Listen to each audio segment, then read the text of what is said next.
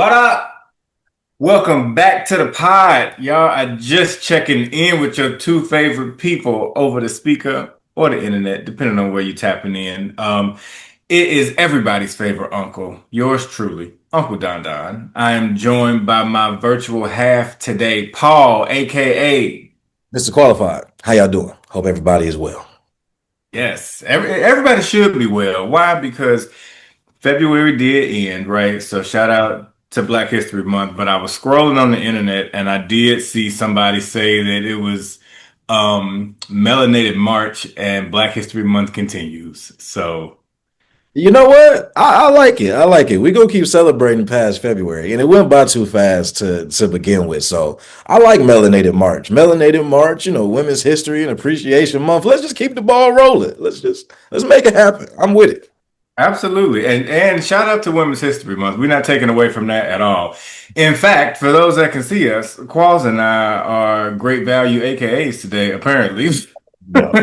Because we got different shades of pink and green No, on. honestly, the hot pink with the olive green, that's a different. If they ever wanted to have a rogue operation, they could. Uh-huh. They would still be within the. I don't know all their policies or whatnot, but the color's still the colors. You get away with it. I think so. Right. I wouldn't say nothing. You know what I'm saying. At This, the this this would be this would be the AKA chapter if they started some at community college.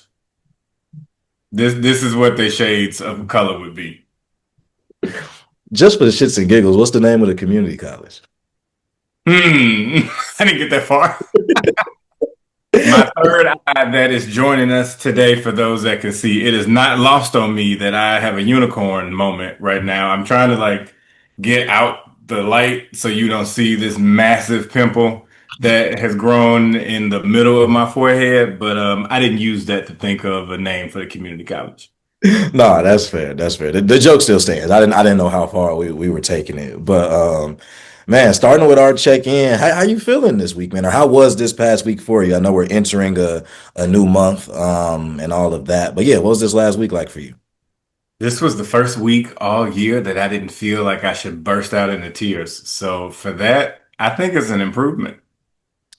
I mean, the bar was set low. Don't get me wrong. I'm not doing amazingly well, but I'm not, being dragged to hell. So, Nah, that's real. My week has been pretty good as well. I think, well, the back half of it for sure kind of I won't say made up, but it definitely kind of put me in a better place than I had been probably in the last 2 weeks. It was just one of them stretches, one of them weird. It wasn't long enough to be like a season of like sitting in something or being in something, but it definitely was I consider it a trying time. Definitely was one where I think kind of the frustration, things that I couldn't control and things that I just wanted to be better but didn't feel better. Those feelings and emotions, I feel like just kind of won, as opposed to my typical, positive, optimistic outlook on life. We move, you know what I'm saying? Much love. I just didn't have much of that the last 2 weeks. It was a lot of fucking just going right, or why is this happening this way? So feels good to kind of see myself navigate those seasons a little bit better. And so even though they can be frustrating in the moment and in real time, I think it's kind of worth it to see you pull yourself out of that moment as well, or see what things can pull yourself out of it. So I feel like that's kind of what this week was for me. But good overall. A lot of good energy kind of going into a new week and a new month. So excited about that. and for that, we are grateful because it is one thing after another. What do they say? When it rains, it pours. If it ain't one thing, it's another. It's always something going on. It's all of these little phrases and quips that just be like, adulting doesn't end. Because if adulting does end, the alternative sucks, right? True.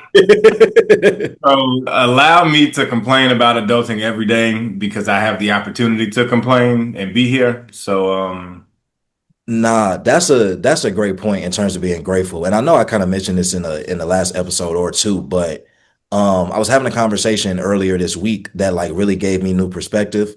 So you know that there are some habitual visitors that are in the proximity of my residence. Y'all can hark back to an older episode to understand that. But running into these habitual visitors on a regular basis as I'm coming and going from my humble abode, and they're persistent. They consistently need that assistance, and I don't say that to be funny. Like, this is a serious thing, but getting to my point of ran into one that I see on a regular, and anytime I see him, I speak. I don't always have it, but I always speak, always be nice, things of that nature. And so we were talking, and he was kind of discussing some struggles that he was having, just in terms of like transportation issues, like he had needed to get to the hospital, couldn't get to the hospital, XYZ, like all of that. And he had brought up that like a day before, like that he had got, like, somebody had gave him $20. And so me and my like very analytical mind, but also like kind of like effed up mind, like the first question that came to mind is, what did you do with that $20? Again, not to be funny, but like a genuine question of like, how does it work? Like, I've never been, so I don't know. So I was talking to the person, and they were like, probably on food. And I immediately, like, everything kind of clicked in that moment. And I said, oh damn. I said, because then they were also like, well, we spend like $20 on food, like it's nothing.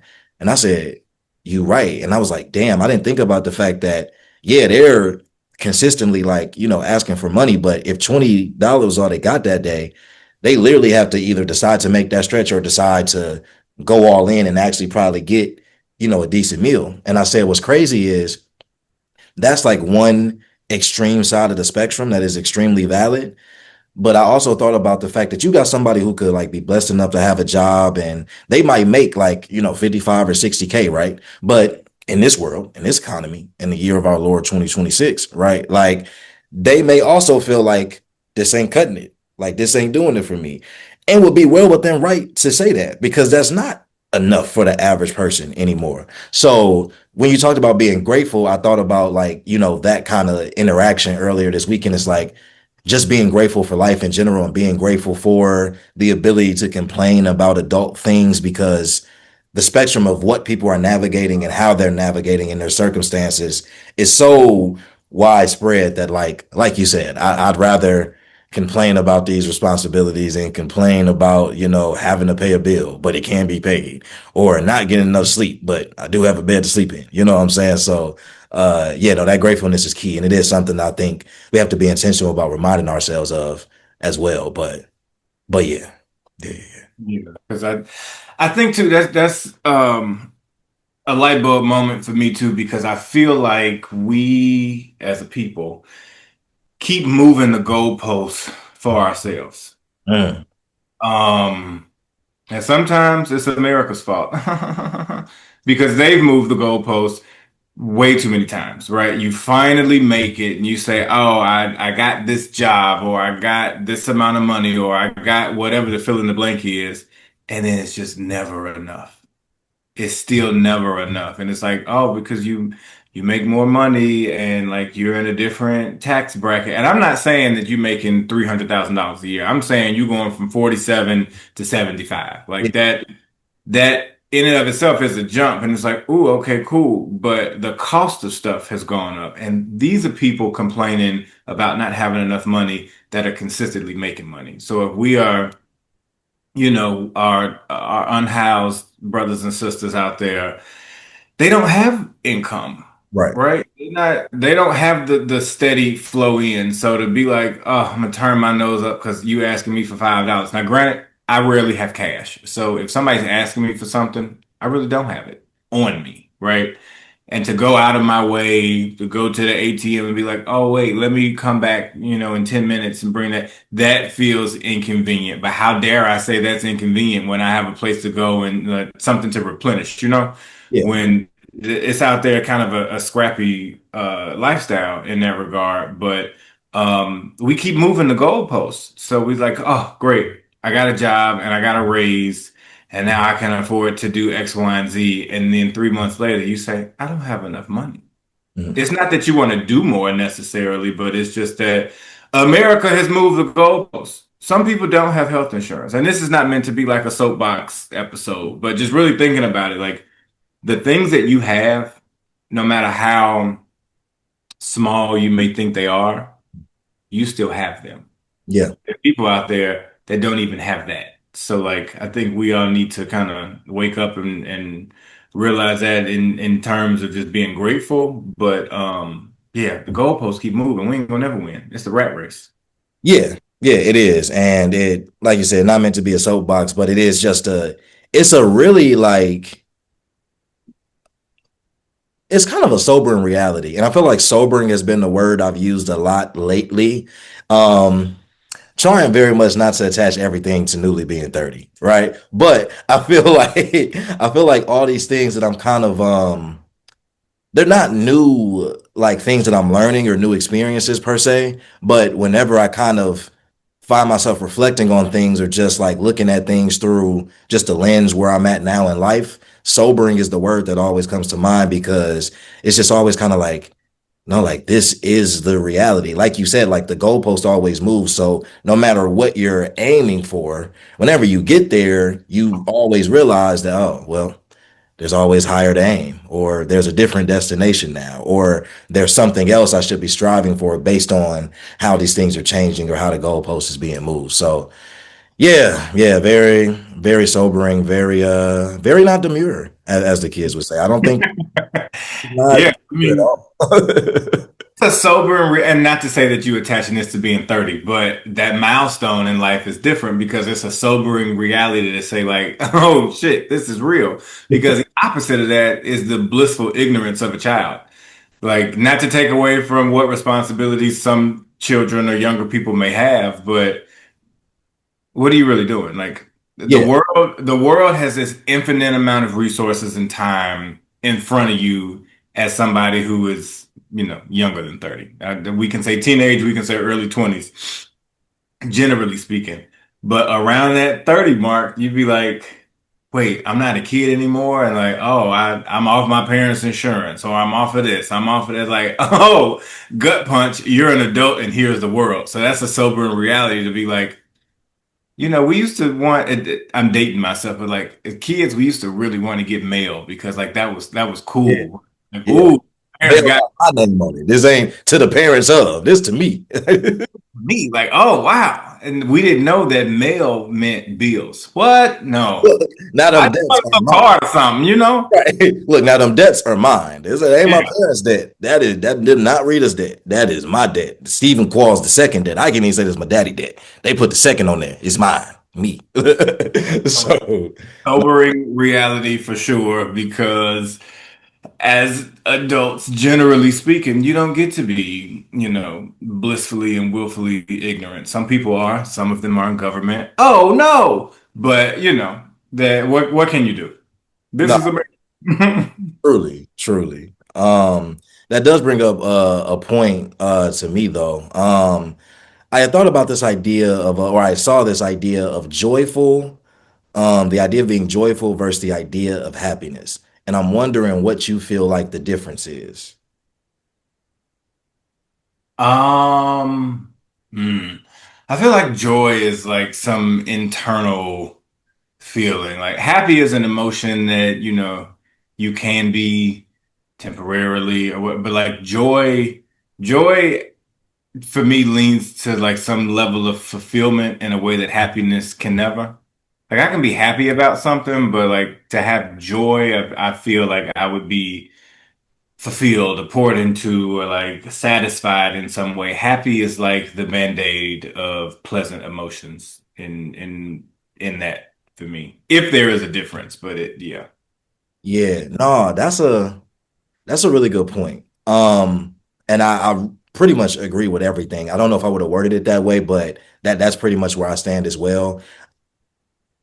I think the word pure applies way more to joy than it does happiness. Not saying Mhm. there's not such thing as pure happiness, but the emotion of joy, like you said, the fulfillment that joy typically is attached to or comes with, there's this pureness in the lightness of that emotion. Like there's a softness in joy. Like I feel like happiness can immediately be like something can take the happiness away from you relatively quickly. If you have joy about something or something has made you feel joyful, it would take a lot. I feel like if you feel joyful about a day, like a lot would have to happen in that day to like really change the tune of how you feel. Like if you just kind of wake up and you're generally happy, like one or two things could go wrong and that happiness might, diminish a little bit. So Mhm. there's a intimacy with joy as an emotion, I think, that is where the difference is really stark for me. Because like you said, happiness is so widespread and is more fleeting. Like it can happen multiple times. But I think you remember specifically when you feel joy because it's so distinct. Mhm. Whatever you're feeling, whether it's internal, however it presents externally, like you remember it because there's a high that comes with joy that I don't think necessarily comes with happiness. But I thought that was interesting because I feel like they're used synonymously a lot, and maybe not intentionally, but I do think there's a stark difference. So yeah. Yeah, and I mean there is some like interchangeable nature to the words, but let's take a nod from one of our cult classics, right? Sister Act. Sister Act 2, matter of fact. They said, "Oh, happy day," right? That was a singular day that they had this happy feel. Oh, happy day, right? But then you go joyful, joyful, Right. Lord, we adore thee, right? The joy of it all. Come on, follow me, right? I'm Okay. walking with you. I'm walking with you. Joyful, joyful Lord, we adore thee. This like higher power, this entity, like whatever it is, there's some joy, this connection, there's something going on there, as opposed to saying, "Oh, happy day." That's temporary. That's like well, not even temporary, but it's limited. But joy feels that it could go on. So shout out to Sister Act for telling me that there was a difference between happiness and joy. I'm so weak. If you also think about the performances as well, there's a gap between how they performed "Oh Happy Day" and how they Mhm. performed "Joyful Joy." All the lessons are in the Cole Classics. Go check them out. Go look at them. All I'm saying, we just telling you the research that's out there. Go do your research on your own. That's emotion versus energy, right? Like emotion is happy. It's a great way to Oh, put it. happy day. They was, in there and they had the little high note and was like, oh my God, this is so much going on. Wonderful. But then you get the joyful, joyful energy, the spirit, yeah.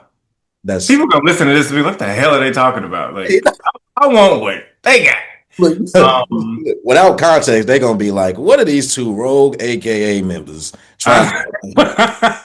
and this is legitimately a very sober conversation, but That's funny enough. A couple other things that I found throughout the week. There was this quote that I came across. Momentum forgives mistakes. Um, Hesitation charges interest. ooh, Little, that. yeah, I was wondering when I heard the first part. I was like, momentum. You said momentum. What? forgives mistakes. Momentum forgives mistakes. Yeah, okay, cool. It didn't land until you said hesitation charges interest. Ton of bricks. Like as a content creator, like very super applicable, like very simple, right? But like then in life, it's just kind of like, no, like that's a real life lesson because like momentum is something that I feel like we as the individual control, right? It doesn't mean it'll always be at the speed we may want it to, but like mhm, us continuing to push forward and keep going, we move. Um, that is momentum. And momentum doesn't mean that you won't fail or that you won't make mistakes, right? But I feel like people operate off of momentum and progress being defined by being perfect almost. But where a lot of people hesitate, whether that's in, oh, should I apply to this new job that I want because I don't like my current one, or should I take a leap and try to start this business even though I'm unfamiliar with XYZ, or mhm, even down to, oh, should I reach out to this person that I want to like make sure I keep this, like relationship intact with, but oh, I don't want to be the first person to reach out, whatever, whatever. All the like we're a product of our decisions. Something else that is a sobering reality as you get older. It's like, no, all those decisions like that you make in your 20s, all those decisions that you made 2 years ago, a year ago, 6 months ago, they all come back at some point in time. And whether you was making that decision for the immediate impact or fulfillment, or whether you were thinking long term, you're gonna have to deal with it regardless. So yeah, the like you said, like the first one is kind of like, yeah, that's cool, but coupled with the second one, puts it together to be something that I feel like really is something that I feel like will kind of become a mantra for me this year. Because I feel like there's a lot I've been kind of like dipping my like I start to run and then I'm like, nah, maybe I shouldn't take off. Like I dip my toe in the water, I'm like, I'm not ready to fully get all the way in the water yet. I don't know, but I think it's just time to submerge yourself in it, whatever that it is, but submerge yourself and trust yourself to figure it out as you go. Because I think that's the part of the being able to make mistakes within the momentum still happening. But yeah, that was one of my gut punches for this week when I came across that. Yeah, I need to write that down. Hesitation charges interest. Is that what you said? Yes, yes. Yeah. Hesitation charges interest.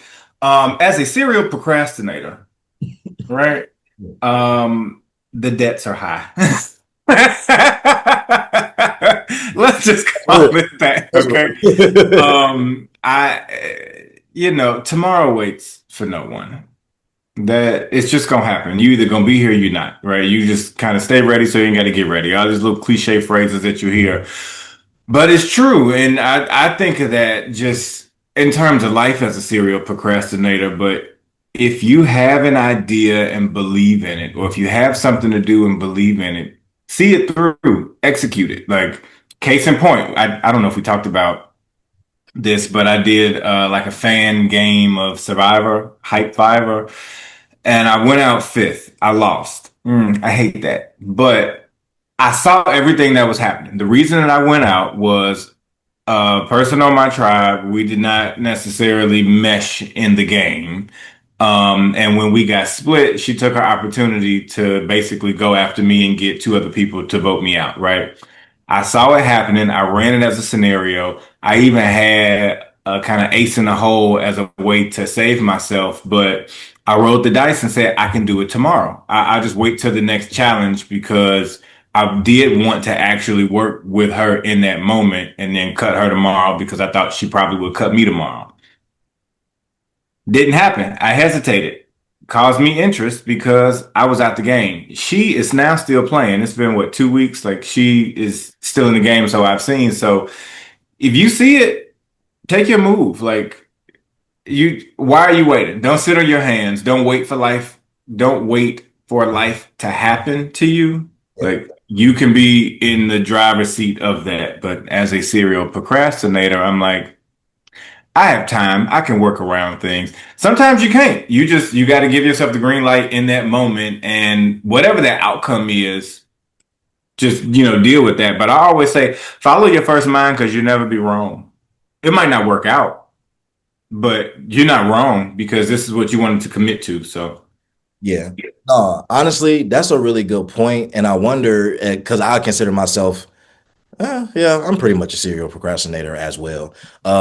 Because I often there's a timeline in my head that like only is in my head that I work off of. And even though I know that that timeline gonna get me in trouble, I just, I know me, right? So I be trusting myself. But I wonder if part of that, what makes for you, and I mean, we can both answer, but do you think part of what maybe makes you a serial procrastinator or part of what goes into it has to do with this idea of maybe being addicted to feeling ready in some capacity, or do you feel like those are two completely separate concepts for you? depending on the situation, like I think um,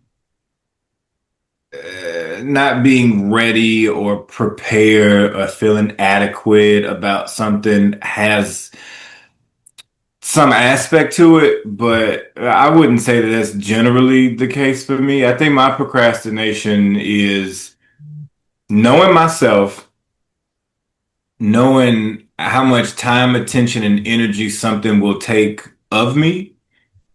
And if I have more time than that, I'm like, well, I can wait because I have ample time, right? But I keep telling myself, Monday, you have ample time. Tuesday, you have ample time. Wednesday, you have ample time. Thursday comes around, I'm like, whoa, I have no time, right? Now I didn't lie to myself, but I wouldn't necessarily say like in terms of being ready. I don't know that I would ever be ready. If I had to really like say stamp of approval, I am ready, man, I just try stuff. I roll the dice and see if it works because I don't know that I am ready, or if I am ready, I don't know if the other thing is ready for me, you know? So I'm just like, I'm just here. I'm willing to try it and see what happens. Throw it at the wall, see what sticks. Yeah. No, honestly, that's really good. And I think for me, they're not like they're not completely intertwined, but for me, there is a connection of like that feel like that being addicted to feeling ready. Like I always want to feel like I'm as prepared as possible. Whatever 100% prepared is, I feel like I need to be that and I want to be that. But to kind of what you just said about like, you don't know if you'll ever really be ready. I go back to, my time where I was pursuing alpha. And I remember being, told by a prophet at the time, because it was one of those things where, you try to, prepare for that process, that journey, whatever word you want to use in that capacity. But he was essentially like, it's not something you are ever really ready for. No matter what you think, no matter how much you think going into it, you will not be ready, for that. And again, something that is just applicable because there are so many things that like what is ready? Like is ready as prepared as you can be, or is ready as I often have had it in my mind, this idea of like I'm prepared for every potential outcome, or I would know what to do given whatever happens, as if I can predict what's going to happen, or as if I can predict that it's even something that's been seen before, or something that, maybe somebody has faced, but I haven't had to face it yet. So I won't have the experience, the knowledge to know what to do. It's going to be a learning curve regardless. So yeah, I'm also trying to get out of that for myself, that aspect and that mentality of like, oh, you got to be ready. Like I think being ready is just being as prepared as possible. Like it doesn't mean that you're necessarily that preparation is specific in what it's for all the time, depending. But yeah, I've definitely fell victim to trying to feel like I have to be ready for whatever the case may be. And being a serial procrastinator does not help in that vein. But also, I can relieve a lot of pressure off myself by just not feeling like I have to be ready for whatever it might be. But yeah. I am always ready to try and attempt, but that doesn't mean that I'm always ready to succeed and excel. So for that, I'm always willing to give myself the green light. Case in point, the podcast. You reached out to me after you fired me. Just kidding, just kidding. No, but you reached out to me and asked me to join the podcast, and I was like, "Oh yeah, sure." In my head, you were asking me to be a guest on the podcast. I was ready for that. Like, sure, why not? You meant to be a co-host. I never did this before. I was like, "You want? What are we gonna talk about? What am I supposed to do?" And then you was like, "Yeah." So like 2 episodes in, you was like, "So you gonna start doing the introductions?" What? Who am I actually talking to? Like we having conversations right now, but like there are other listeners that I'm like, I don't understand how to engage with, some audience, but you deemed me ready. Mm. I wasn't necessarily quote unquote ready to be a content creator, to be, a podcast co-host, but I was willing to attempt it. Like I was ready to try something different. So like that for me is a differentiator in terms of being ready for something. I'm always ready to try. I'm down for trying something once, but that doesn't mean I'm always ready to succeed because I don't know what the outcome is. No, that's a great point and a great example because I knew that I kind of caught you off guard with the ask, but I didn't realize that you thought, like I know you said other people thought that it was just you as like a guest, but I didn't know that you thought that initially. That's hilarious. But yeah, no, great example. Makes sense. Yeah. Yeah, I'm floored. Okay. I said, oh, this is something that I should probably be like focusing on. So now it's just second nature I mean, I'm a verbose, talkative individual anyway. So like Verbose. You give That's me some words, a microphone, a screen, like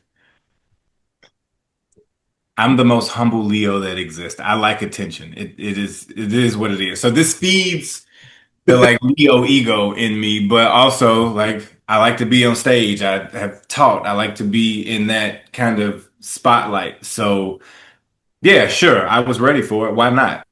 Not something I would have sought out to say, oh, I can do this because, you know. So I think we have to also lean on our people, our community, our network for them to say we think, what they think we would be ready for. yeah, that's a really good point too. Dare I say, also a sobering reality that comes into play as well. Because I think we talked about it a lot when we talked about community and network and all of these things. But like you get to a point where you have to trust that as you get older, as that circle, as those people that you've decided to be having your support system, as they grow to see more eras of you, as you all grow together kind of within life, however that aligns. Um, Sometimes they do know what's best for you. And it doesn't mean that it's that they know better than you do per se. In some situations they might, right? But like they want what's best for you. They have your best interest at heart. And within that, leaning into them maybe knowing that you're ready for something that you may not trust yourself to be ready for is also something that we should lean into. So I do think that's a really good point.